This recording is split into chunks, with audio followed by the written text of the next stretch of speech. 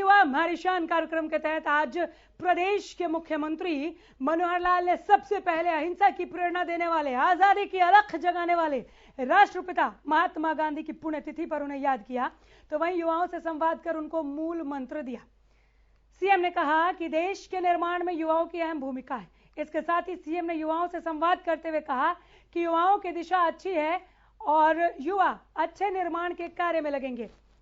इसके साथ ही CM window में आई समस्याओं के निपटारे के बारे में भी मुख्यमंत्री ने बात की और बताया कि कितनी शिकायतें उनको सीएम की खिड़की पर मिल रही हैं और सीएम विंडो की समस्याओं के निपटारे के लिए सरकार कितनी अग्रसर है, प्रयासरत है।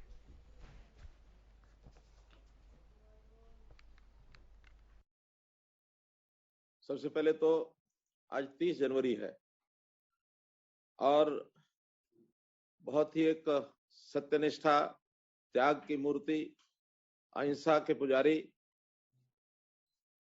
हमारे मोहनदास करमचंद गांधी, जिनको हम बापूजी कहते हैं, उनका आज एक प्रकार से बलिदान दिवस है और उनको मैं अपने मन से श्रद्धापूर्वक नमन करता हूं।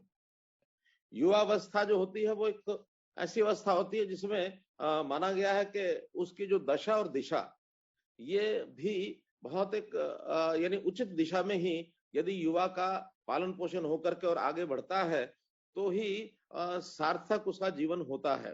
क्योंकि दिशा अगर अच्छी है तो युवा जो है वो कहीं भी एक अच्छे निर्माण के कार्य में लगेगा और यदि दिशा कहीं भ्रमित हो गई तो वही युवा मन अपनी ऊर्जा को विध्वंस की कार्रवाई में भी लेकर के चल सकता है। युवा मन बहुत चंचल मन होता है। तो हमारे वो साथी तो बराबर के साथी होते हैं, लेकिन साथी की बजाय कभी कभी हमको ऐसा भी विचार करना चाहिए कि हमारा कोई सारथी भी होना चाहिए।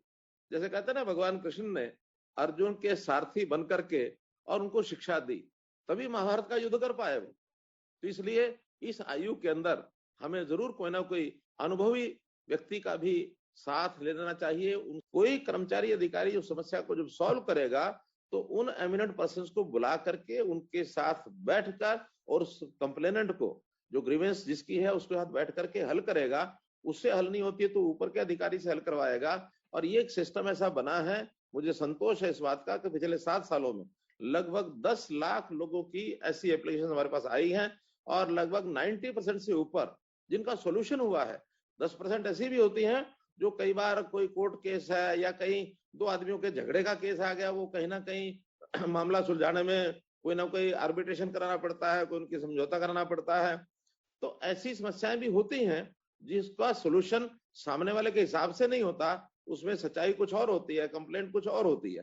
तो इस प्रकार से 90% लोग जो उससे सेटिस्फाइड है। और अब लोगों को भीड़ की भीड़ जो यहाँ चल के आती थी एक छोटे काम के लिए, और न केवल खुद आते थे बल्कि वो किसी ना किसी दलाल को भी पकड़ के लाते थे और दलाल कहता था मेरे लिए गाड़ी करो, उसमें तेल भराओ, 2 दिन का साथ चलूंगा, और फिर उससे कुछ ना कुछ जेब खर्ची भी ले लेता था वो।